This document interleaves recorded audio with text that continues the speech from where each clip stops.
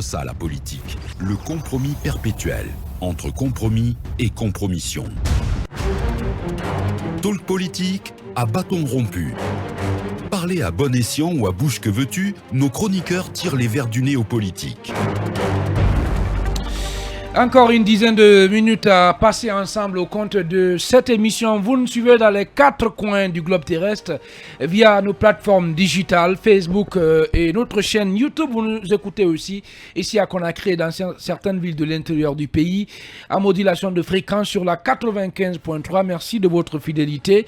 Mohamed Touré, fils du président Ahmed Sékou Touré, est condamné, vous le savez, avec son épouse depuis le 22 avril 2019 à 7 ans de prison à Texas, avec une amende de 300 000 $ comme dommages et intérêts. Et donc, c'est aux États-Unis.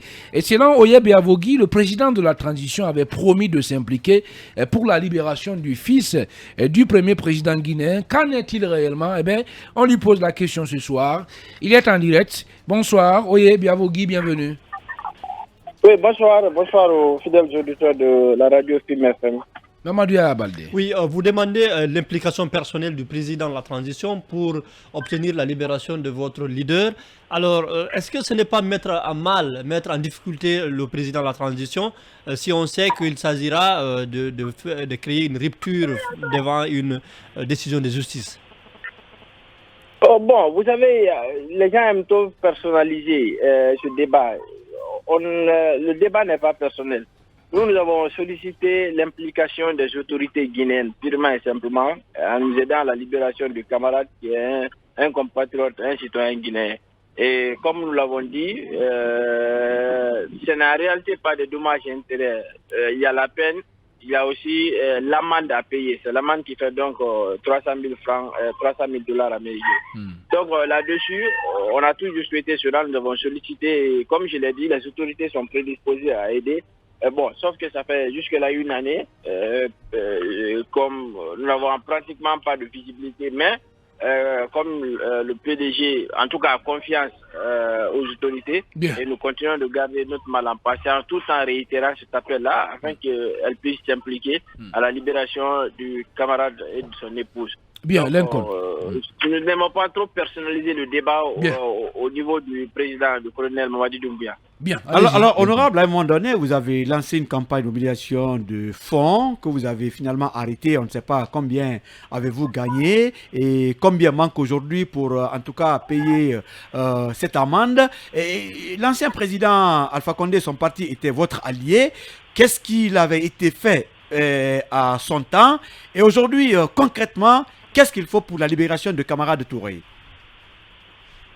Bon, vous savez que nous sommes pratiquement en phase exécutoire, c'est-à-dire nous sommes en exécution de la peine, la sentence est déjà prononcée. Et concrètement, il s'agit aujourd'hui de payer l'amende en vue d'accélérer le processus de libération. Parce que même si le camarade de son épouse arrive à faire les 7 ans et demi qui ont été prononcés par la justice américaine, de facto, il faudra que ce mandat soit payé. Ça, c'est le premier aspect.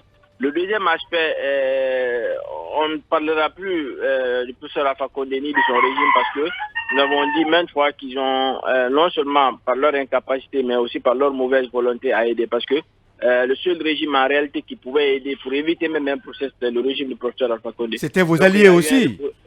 À l'époque, c'était vos alliés. Oui, c'était nos alliés, évidemment. C'est toutes ces raisons, c'est toutes ces conditions réunies qui nous ont amenés à demander l'implication des autorités, mais on ne s'est jamais adressé au RPG par rapport à quoi que ce soit. Non, ça, il faut que ce soit précisé. Nous sommes toujours adressés au président de la République parce qu'il est le président, il est le chef de l'État, et par rapport à son devoir vis-à-vis d'un citoyen. Donc pour nous, il y a eu une mauvaise volonté, il y a eu une mauvaise foi vis-à-vis du PDG, vis-à-vis de la famille du président Ahmed Sékou Touré. Ça, c'est par rapport au régime dessus. Et à ce jour, nous avons maintes fois encore répété que la campagne de levée de fonds qui avait été avait atteint un montant de 360 millions de francs guinéens qui sont logés dans un compte bancaire de la place. Ça, c'est le deuxième aspect. Et le troisième volet, aujourd'hui, cette campagne, nous l'avons sursi parce que le colonel Mamadi Doumbouya, enfin, les autorités d'aujourd'hui ont clairement signifié leur prédisposition à aider à la libération du camarade secrétaire général. Donc, à ce niveau, on ne pouvait que surseoir à la campagne de levée de fonds afin de donner le temps réel qu'il faut aux autorités à pouvoir nous aider à obtenir cette libération.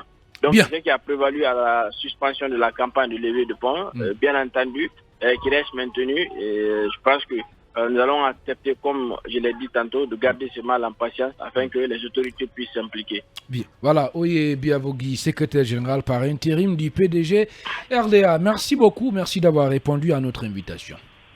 Merci. Oui. Voilà, mesdames et messieurs, nous voici sur la ligne d'arrivée de ce numéro de Talk Politique, la première représentation de la semaine. Merci à tous les deux, Ibrahima Sorilen Konsouma, le vieux barbu. Merci beaucoup. Merci. Allez, merci à vous également, Mamadou Abalde, le blanc. Le Toubab. Hein. Non. Merci. Merci. Allez, aux opérations Au revoir. techniques, il y avait Mamadou Touré à la régie, Ibrahim Silla. Merci de votre aimable attention.